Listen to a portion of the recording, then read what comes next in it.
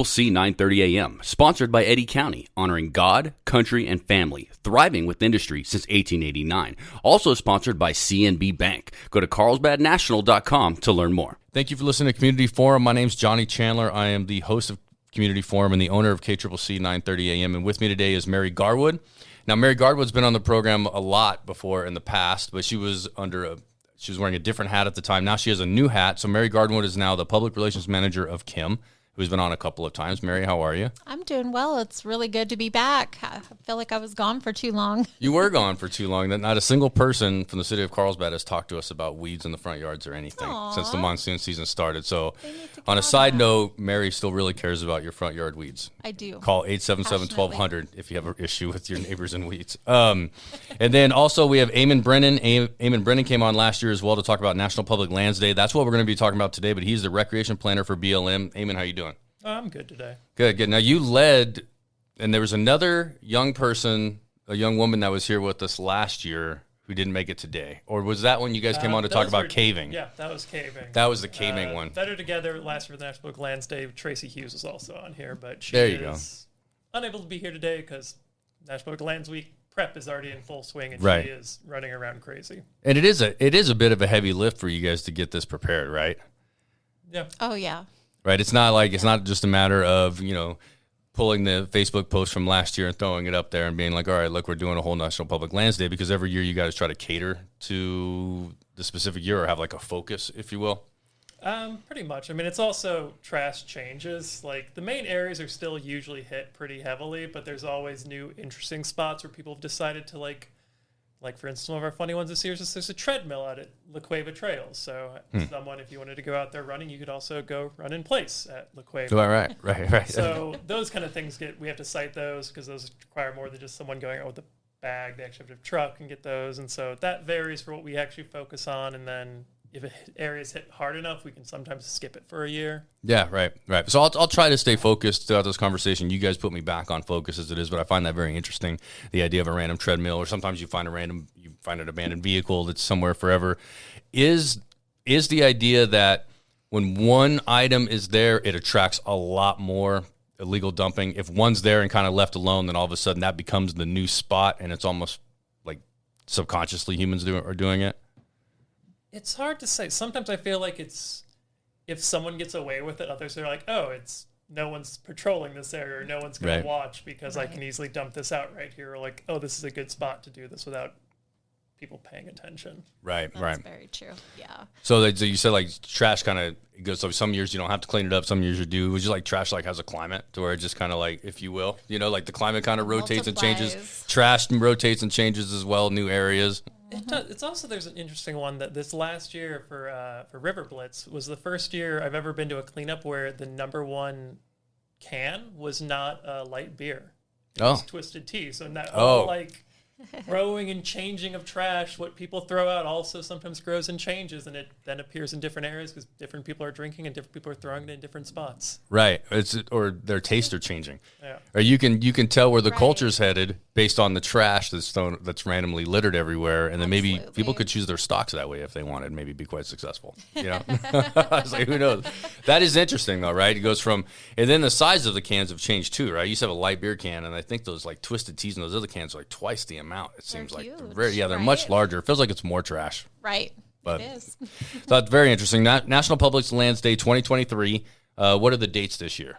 Ours are different than the rest of the countries just because since we do so much, we have to kind of work with different partners. Yeah. So this year it's the actual Better Together Eddy County Cleanup National Public Lands Week is September 9th through the 17th. Okay. So it's 2 different weekends. So we have cleanups planned for the 9th, but if people can't make it to this first weekend or they have first week, they still have that second weekend to kind of go out there and do stuff. And what are the main areas that we're going to focus on cleaning up this year? Well, the thing is, a lot of the ones that are traditionally hit around the rivers are actually a really good. River Blitz this year had a huge amount of people come out, and it was, thanks to Mary, ridiculously successful. Right. So some of the rivers are less necessary to hit than they have been in the past. So I'm actually not sure where are the main areas. They're still up in Artesia. Car Ranch is still problematic area. Explain. I mean, so is it named Car Ranch because of the amount of vehicles that are dumped on that property? Is that where its name came from? It's actually, I think, a family name. I think it was KARR. Oh, okay. Yeah, so I was thinking like vehicle, like CAR. Right? I mean, that kind of makes sense. The first time I saw it, there was a car out there shot up. So. Yeah. Okay. Right. So that always seems to be an issue. Do we know? Have we figured out why that's an issue? Always. I mean, surely you guys have. Even if there's no scientific reason, there's been some thought as to why people always dump here.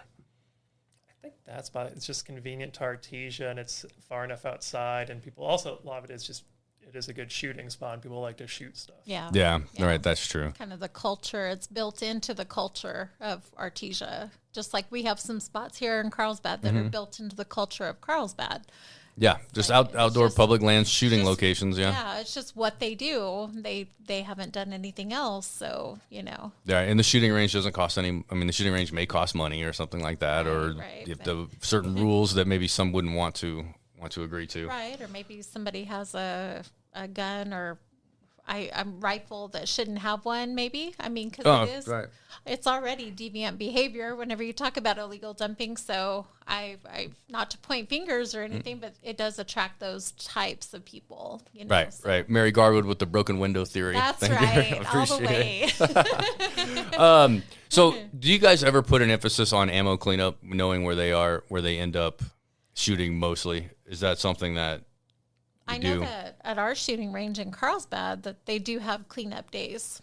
Like all around, like within the community or at the range, the rifle range community, yeah. Because when I was younger, west of Albuquerque, like literally right before the Laguna Pueblo Reservation, there's a spot off the interstate where everybody would go, right? And you shoot, and then so in the Arroyo, there was nothing but like shot up TVs and refrigerators and all kinds of stuff, right? And then ammo left everywhere, or the shells everywhere. Right, and those type of items are called trigger trash, is what that's referred to. Okay, there's an actual term for it? There's an actual term for it, trigger trash. Okay, so. Well, that makes a lot of sense. And you know what? We left everything there. We never bothered to clean it up. Like, we just went out there, and that's what it was. But it was almost... it was accepted. Exactly. It was like it's kind of like what you do. Right. You just don't think of doing something else because that's what you do. Well, how unsafe it was, too, when you think about it, right? Like, we're literally, like, 200 feet away from somebody else that we don't know who's doing, like, the same thing. And we all have a bunch of different types of weapons. Very true. It's so unsafe. It's like, I don't know why it took us so long to grow up. But, yeah, so that's a huge concern when it comes to the amount of litter that comes with that. And I know that the brass is valuable after it's expunged, but everything else is not. Right. And even at the rifle ranges, people will be out there, with their buckets just going through. Grabbing the brass, right? Mm-hmm. Yeah, absolutely. So Lower Tansel was an area that I helped with a team last year. I can't remember. Was it the Tourism Council team, the Carlsbad Chambers team? Right. So I met Tracy, and Tracy kind of led me to that team, I think. But we did really well, and we ended up winning the Golden Tire. We did. Our team, which I thought was really great. Yeah. And so this year, do we have teams already lined up? I know you guys, the whole point, or a lot of the point of this is to be self-sufficient, to self-motivate your community to help clean up as well, right? But you guys have some organized cleanups. And so do we have teams already forming, or are you asking for team signups?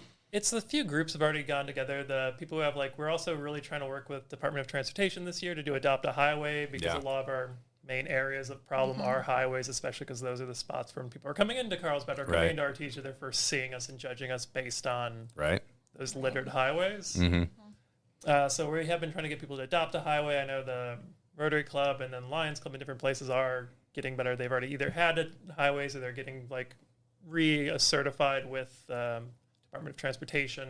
Yeah, so I know NM DOT obviously will handle that, especially if you're on 285, right, or 180. Any main road we have to here is a state road, essentially. And I don't know how easy they make it or not. I mean, it's obviously a really good thing. But the question is how are you helping with that process of Adopt a Highway through BLM or KCCC and DOT? It was mostly more just because the Department of Transportation does not have their offices down here, they're farther remote, they kind of had lost some of the contact with here. Like, for an instance, one of the local grotto, the local caving group we were already talking about, they have a section of road adopted, and they've had it adopted for years, but somehow just the paperwork disappeared. So they've been doing 2 cleanups there a year, but it just wasn't appearing on the DOT's records. And so it's just us trying to connect different groups back together, or just making it a bit more well-known and kind of helping them realize some people are just like, oh, it's Adopt a Highway. and they don't really know anything more about that. Just a little anecdote, my partner is Welsh. She is actually from Wales, and when she was visiting here, she thought adopt a highway meant that person or that company literally adopted the highway, like bought the highway, took all the maintenance of the highway. Yeah, make sure the asphalt's good. Like, why is this mile better than every other miles? right. Well, because It's Mary owns that mile, and Mary just- cares more. It's just straight up like, if you don't Out there know what every day. adopt a highway is, you're just kind of like, oh, okay, this highway is... That makes me Yeah. think of Seinfeld. I don't know. Like, remember the Kramer, Yeah, and when he he adopted paints a highway, and the he whole paints it. He's like, section. I'm doing my mile Yes. with nice double wide lanes. Oh And my the, gosh, I forgot about that. and Yes. anybody that's listening to this radio program on AM is going to get that reference as well, right? We're not going to, there won't be anybody too young that won't understand what Seinfeld is on this. But yeah, so that's kind of, I could see why they could think that. So my wife used to work for the Economic Development Department at the state years and years ago, and they had like a delegation from Japan come down and visit, right? And they were driving around. We're going to go check out the spaceport or go to state. We're going to show you the state. Hopefully, whatever company you have will move here. Yeah. And they thought all the descansos on the side of the roadway, right? All the crosses when there's a tragedy or a DWI crash or fatality or something. They thought that that's actually where the people were buried. Like their first cultural thought is that, so you bury them right where they die, right? Is what their thought was, their Yeah. initial thought. And then you've got to try to explain to them that, no, it's just a very cultural thing for us. And it's just like a remembrance or something. Remembrance, Yeah, so my I can see why that's so, absolutely. Yeah. So it's just, not everyone knows about adopt a highway, and they also just don't know the like benefits. Like everyone's like, oh, you get your little sign up there. You're like, no, they adopt the Department of Transportation will also come out with the big sign that's like, Yeah. move over. People are cleaning up on the side of the highway, and they'll grab your trash bags, so you don't have to take them to the convenience stations. Like there's a lot of Right. benefits to it that people just. And weren't so the aware DOT of. office is in Roswell, I assume, right. right? As It most is. things, I get that population hub southeast. They've actually been contracting out some companies to go out and do some trash pickup. I've seen some trash pickup lately, especially There's- between here and Artesia. Yeah, there's been some crews, and that's actually out of NMDOT. They call it like they see it, though. I mean, they're picking it up, and it's almost coming back as fast as they're picking Right, up. So right. I hate to, it's great. Don't get me wrong. I love every bit of it, but, we have to do our part, too, Yeah. as residents. And that's visitors, important so. that, like, so you're thinking, like, okay, well, the cave group, the grotto groups, what you call it? Grotto, right? They go and clean this section of the highway twice a year. Wonderful. They're like, why is that so important? The DOT has to know. Well, and it's pretty simple, right? DOT is going to keep a log of what places need to be cleaned. They'll start contracting out. They'll start using their own staff and their own man hours Right. to create a plan to clean up, just like they would to mow the side of the roads or something, right? There's a Right. plan, right? And so if you don't inform them or they don't know, then they're going to be wasting more time when they could be cleaning up something else, I think. And it's the benefit Right, to right. the actual groups who are doing the cleaning. Well, maybe a little There's pat this- on the back. I Yeah. mean, there's the safety aspect of Right, because the signage and other things to help and then you. you have supply of the vests and things like that. So there's both sides can do like benefit from that relationship, and it's good Mm-hmm. Right. for them to be aware that it exists and it's like out there. Yeah, yeah. What's the best way for me to join a group for National Public Lands Day? If especially I'm just somebody listening and I don't really have a group already, I want to kind of join one. Probably messaging any of us. Like we have the actual webs, like the Better Together npld@gmail.com, or emailing Tracy Hughes or myself. I'm Brennan at blm.gov. Tracy Hughes is tshughes@blm.gov. If you contact us, we can try to find you and connect you with other people, or we can get you to the websites, because we haven't really set up a forum for people to be able to organize stuff. Just we haven't got to that point yet in Okay. the growth of this, and so it's still usually just kind of smaller groups and word of mouth. So how many years are we going on National Public Lands Day here in Eddy County then?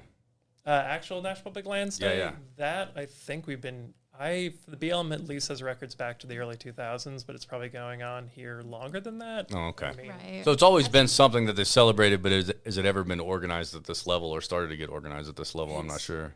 Grown in the last few years. Traditionally, National Public Lands Day is a single-day event on a Saturday in end of September, and people organize like a simple cleanup, or they organize like a trail like maintenance day, or they organize something like that. Like I know one year even like or we just do a small like, hey, well, let's go build some picnic tables. Yeah, right. Whereas in the last few years, let's see, I just have the numbers actually handy. So like in 2017, we had 22 volunteers and they did like 77 hours of work.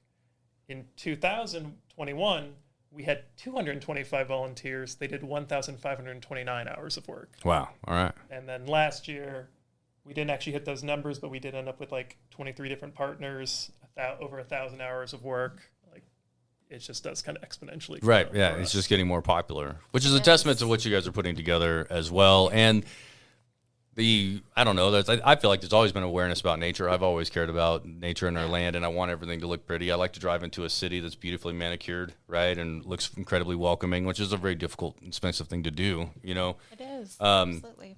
But the outdoor recreation has increased since COVID. Do you feel like, Eamon or Mary, that the idea of the numbers increases and the volunteers is just more awareness, people getting out that maybe never even got out before?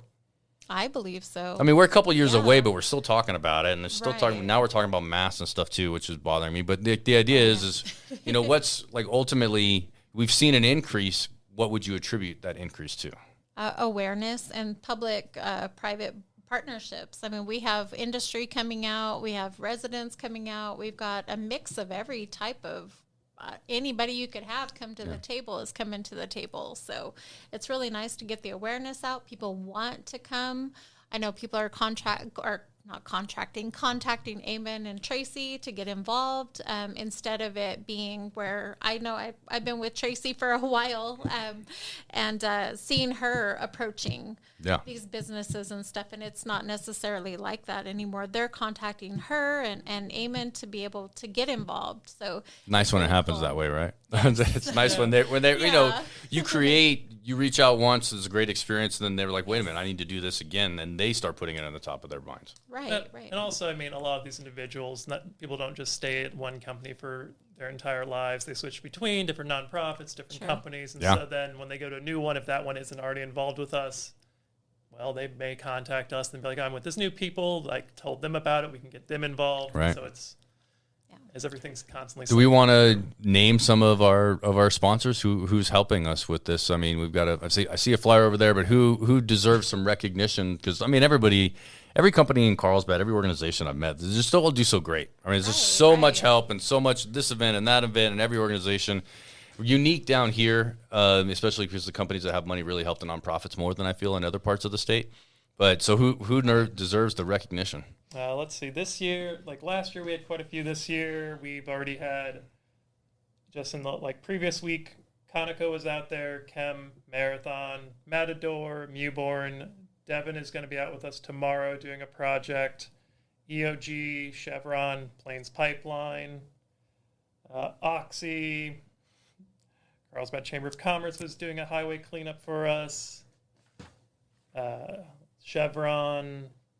I don't want to leave anyone out, but there's just so many endless ones who are doing different things at different times. And they do, all the time they're doing something different. Like throughout the year, you have that much help, you're spacing it out, which is obviously great. And it's all the names of the companies that I kind of expected to hear, but that's good. I mean, that's what makes this community so great. The Carlsbad Soil and Water District. Like Eddy County's in there, I'm sure too, absolutely. Right. Yeah, if we left anybody off, we apologize. So the companies, and every other company included, you're at the top of the list in our minds. Absolutely. And so I guess when you have a lot of these oil and gas companies or midstream companies even, right, that do help, that donate their time, maybe financially they help, or mostly donate their time and their volunteer hours, and they have a reputation as creating the most maybe environmental pollution, if you will, reputation, regardless of the laws that are in place or regardless of how clean they can make the industry. You know what I mean? So my question, I guess, to that is when they volunteer, are they volunteering and kind of helping clean up stuff that maybe their company previously needed help cleaning up when something was done, they abandoned a well or something like that? Or are they just coming in and helping in general for the county? You know what I mean? This year, most of the partners are not doing cleanups. They're back to doing construction projects. Okay. And it's more of the public and the general groups are doing the cleanup events, which does actually work well for us because they do have that specialty ability. It's like when we have welders coming out to go and weld fences. That's not something that okay. Yeah, and I guess my next question was when you have them doing like special projects and not necessarily cleanup, like what are we focusing on when we talk about these companies and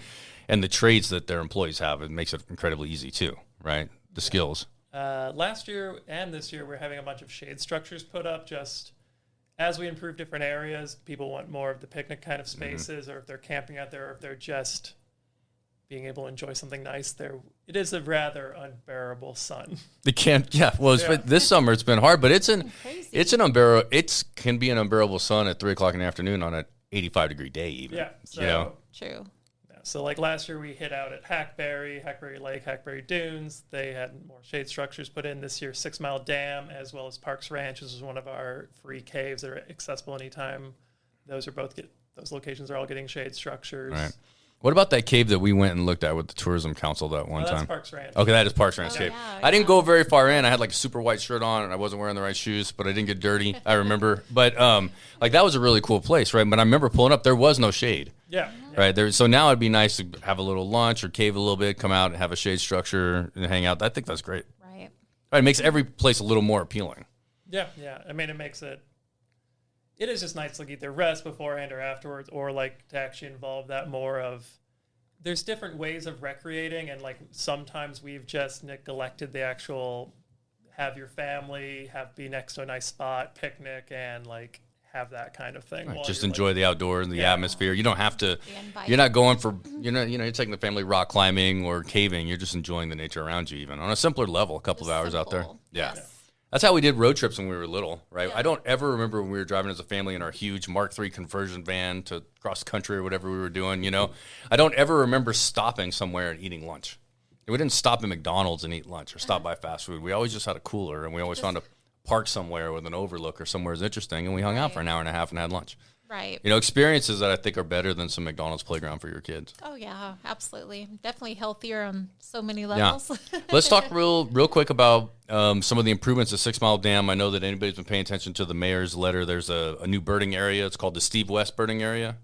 Yep. Okay. So 6 Mile Dam it's been around for quite a long time, and it's had more of a rough past, but it's one of those interesting spots where it's very much a checkered board. Yeah. Where it goes like BLM's a little bit on this section, then city, and then BLM, there's a little bit of private, and there's more city, BLM, county. So it's all intermixed, which made it kind of a nightmare to manage if you don't have those good relationships between the different entities, which we've gotten really good in the last years, that is a very strong relationship.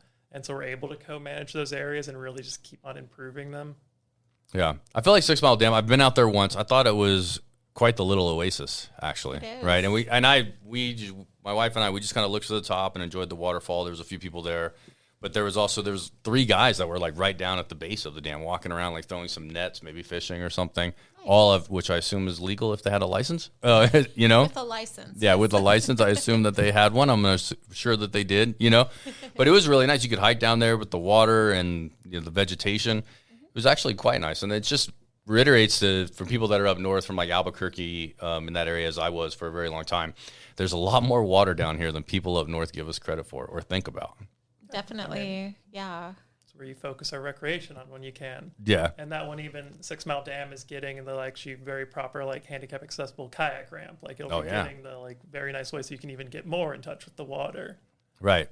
Now, is the kayak ramp, would that be above or below? It'll be on the upside. On the upside, right, because that's where the water gets real calm right before it goes over anyways. Yeah. Right. There's the big sections there you can kind of just paddle around through, because people have gone out on there before. People go out on boats there during cleanups to kind of pull silly things that people put in that water. Yeah, great. So the Steve West birding area is awesome. Yes. That's a new thing. I didn't know there were so many birds out there. It's kind of like it's almost like a refuge. Is it not designated, but it's kind of become that? It's one of the main stopover spots.